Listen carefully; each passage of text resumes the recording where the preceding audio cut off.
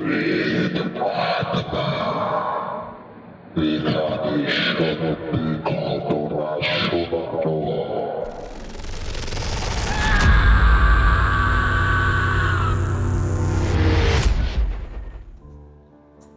বন্ধুরা, সবাই কেমন আছো?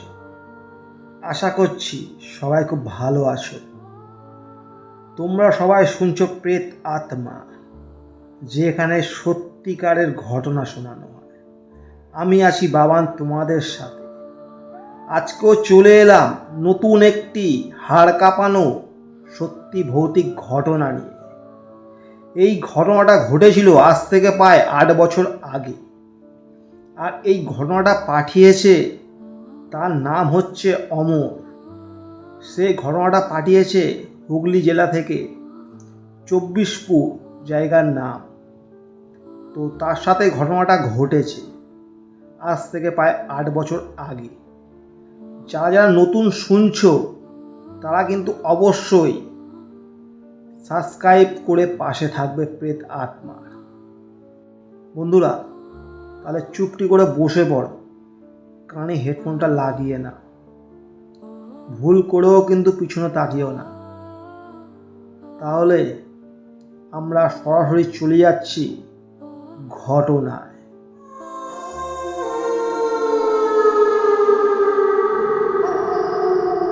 আমি অমর, আমার বাড়ি হুগলিতে, পাঁচারুল। আশা করছি সবাই জানো। আর এই ঘটনাটা ঘটেছে, জায়গার নাম হচ্ছে 24পুর। এই ঘটনাটা ঘটেছে বিয়ে বাড়ির, আর এই ঘটনাটা আমি নাম দিয়েছি বিয়ে বাড়িতে সেই ভয়ানক রাত। তো গ্রামের সাইডে বিয়ে মানে তোমরা বুঝতেই পারছো কতটা জাঁকজমকভাবে হয়। যেহেতু আজ থেকে প্রায় 8 বছর আগেকারের ঘটনা বলছি, অতটা জাঁকজমক না হলেও তাও মোটামুটি অনেকটাই জাঁকজমকভাবে বিয়েবাড়ি হতো। তো আমারই এক মাসির ছিল বিয়ে। সেই বিয়েবাড়ি উপলক্ষে আমার ফ্যামিলি আরও সব রিলেটিভরা গিয়েছিলাম। তো চারিদিকে আলোয় আলোকিত, খুবই মজা হচ্ছে বিয়েবাড়িতে। বিয়েবাড়িতে খাওয়া দাওয়ার পরে যখন সবাই রাতে ঘুমাতে যায়, সবাই ঠিক করা হয়েছিল যে একটু গান বাজনা আসর বসবে। কিন্তু সেটা তো আর সারা রাতের নয়। গান বাজনার আসর শেষ হতে হতে সময় গেল প্রায় 2:30। মানুষজন ঘুমাবে, অনেকজন ঘুমিয়েও পড়েছে। তো সেই ঘটনায় আমিও ভাবলাম যে ঘুমিয়েই পড়ি, সকালবেলা তো মাসিদের চলে যাবে। তো আমি ভাবলাম যে ঘুমিয়েই পড়ি। তো এরকম ভাবনা নিয়ে আমি গেলাম ঘুমোতে। যে যেখানে পেরেছে ঘুমিয়ে পড়েছে। আর এই সময় ঘটনাটা ঘটেছিল ঠিক শীতকাল, ডিসেম্বর মাস, মানে বুঝতেই পারছো কেমন শীত। তো আমরা সবাই মোটামুটি ঘুমিয়েই পড়েছিলাম। আমার সাথে আমার একটা ভাইও ছিল, আমার বাবাও ছিল। তো সবাই যখন গভীর নিদ্রায় ঘুমাচ্ছে, সেই সময় আমার পেয়েছে খুব জোরে পটি। তখন বাজে রাত্রির প্রায় 3:30টার কাছাকাছি। তো উপরে 2তলায় একটা বাথরুম ছিল, সেই বাথরুমটা নতুন হয়েছে আর কি। তো আমরা ঘুমাচ্ছিলাম 2তলাতে, তার উপরে ছিল পুরো ফাঁকা ছাদ আর কি। তো আমি কাউকে কিছু না বলে ওই রাতে চলে গেলাম বাথরুমে। বাথরুমটা পরিপাটি করে সাজানো, নতুন যেহেতু একেবারে, খুব সুন্দর টাইলস ফাইলস দিয়ে খুব ভালো করে সাজানো। তো এবার বাথরুম আমি করছি যখন, তখন আমার কানে আসছে বাথরুমের পাশ থেকে কে যেন খাওয়া দাওয়া করছে। মানে মানুষ খেলে যেমন একটা শব্দ হয় না, ঠিক তেমন একটা সাউন্ড আমার কানে আসছে। সেইটা আমি দেখে ভাবলাম এত রাতে আবার কার খিদে পেয়ে গেল, কে খাচ্ছে, চাপুস চাপুস করে একটা শব্দ হচ্ছে। আমি হাত মুখ ধুয়ে যখন বাইরে বেরোলাম তখন আমি স্পষ্ট শুনতে পাচ্ছি এই সাউন্ডটা আসছে দুতলার উপরে, যে তিনতলায় যে ছাদ আছে সেই ছাদ থেকে।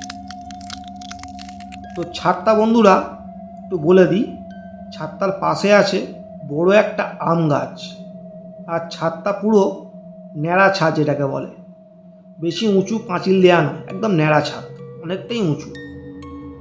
তো সব পুরো পরিষ্কার পরিচ্ছন্ন। তো শীতের রাত মানে বুঝতেই পারছো কেমন ঠান্ডা। সেই মুহূর্তে সেই শব্দটাকে আমি অনুসরণ করে চলে গেলাম সেই ছাদে। ছাদের যে সিঁড়ি ঘরটা রয়েছে তার ঠিক কোণে ছিল কটা বস্তা রাখা, একদম কোণের দিকে। সাউন্ডটা পুরো ওই কোণ থেকেই আসছে, আমি শুনতে পেলাম। তো আমি কি করলাম সেই মুহূর্তে, কাছে তো কোনো ফোনও ছিল না, কোনো টর্চও ছিল না, এমনকি ছাদের ঘরে উপরে কোনো লাইটের ব্যবস্থাও ছিল না। আমি যেতে সাউন্ডটা দেখি আস্তে আস্তে কমে যাচ্ছে। আমি তখন ভাবলাম যে কোনো বিড়াল টিড়াল হয়তো হবে, ছাদে উঠে হয়তো কোনো খাবার টাবার খাচ্ছে। তো হঠাৎ আমার কি মনে হলো, ওই কোণটার দিকে গেলাম যে কোণে বস্তাগুলো রাখা ছিল, মনে হচ্ছে যেন ওই কোণে কেউ বসে রয়েছে, এটা আমার মনে হলো। আর হালকা ঈষৎ একটা সাউন্ডও দেখতে পাচ্ছি ওখান থেকে আসছে, মানে গো গো করে একটা সাউন্ড এমন একটা আসছে। তো সেইখানে আমি যখন গেছি, গিয়ে আমি দেখলাম যে উবুর হয়ে বসে কুচকুচে একটা কালো ছায়ামূর্তি, পুরো কুচকুচে কালো, তার কোনো মুখ বোঝা যাচ্ছে না, কিচ্ছু নয়, উবুর হয়ে বসে মাংস খাচ্ছে। তো মানে কি করে মানে বুঝলাম সেটা বলছি, মাংস খাচ্ছে। তো সেইটা দেখে আমি এতটাই ভয় পেয়ে যাই, খুব জোরে চিৎকার করে ওখানেই আমি অজ্ঞান হয়ে পড়ে যাই।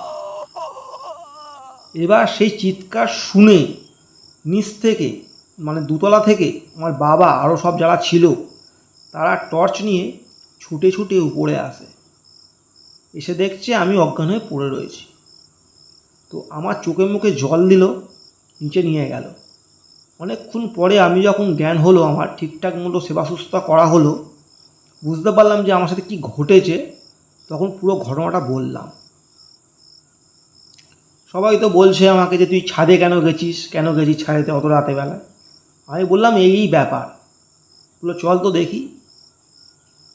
তো কাউকেই দেখতে পেলাম না বন্ধুরা, কিন্তু যে জায়গাটা দেখালাম সেই জায়গাতে তখনও পর্যন্ত মাংসের হাড় ছড়িয়ে রয়েছে। সবাই দেখে তো অবাক। তো তখন আমাকে সবাই বিশ্বাস করলো যে হ্যাঁ তুই কি সত্যি দেখেছিস। জানি না বন্ধুরা এটা কী করে সম্ভব, আর ওটা কেই বা ছিল। সেইটা দেখে তো আমার খুবই ভয় লেগে গিয়েছিল, যেটা আমি আজও পর্যন্ত ভুলিনি। তো এর জন্য আমার কোনো রকম ক্ষতিও হয়নি, না শরীর খারাপ না কিছুই হয়নি। সেই সব না হওয়াতেও আমার এক দিদা সেইখানে এক জায়গায় নিয়ে গিয়েছিল একটা ওঝার কাছে। তাকে গিয়ে সমস্ত ঘটনাটা বললাম। সে আমাকে একটা হাতে মাদুলি বেঁধে দিল, বলল এটা তুমি পরে থাকবে, একদম খুলবে না। তো তারপরে আর কোনো রকম সমস্যা হয়নি। আর আমি সত্যি কথা বলতে খুবই ভয় পেয়ে গিয়েছিলাম যে ওটা কী দেখেছিলাম, আমি নিজের চোখে দেখা সত্যি ঘটনা। তো বন্ধুরা ঘটনাটা এরকমই ছিল, সত্যি একটা অন্যরকমের ঘটনা। তো এরকম রাতের বেলায় যদি তোমরা কেউ দেখো তোমাদের কেমন লাগবে, এটা জাস্ট ভেবে দেখো যে ছাদে তুমি উঠেছো, কোথাও কেউ নেই, এরকম চোখের সামনে দিয়ে হট করে দেখো সেরকম কেউ উড়ে বসে কিছু খাচ্ছে, তো তোমাদের কেমন লাগবে। সত্যি এটা একটা হাড় কাঁপানো ঘটনা। এই ঘটনাটা আমি নিজেই বলছি, আমার গায়ের লোমগুলো দাঁড়িয়ে যাচ্ছে।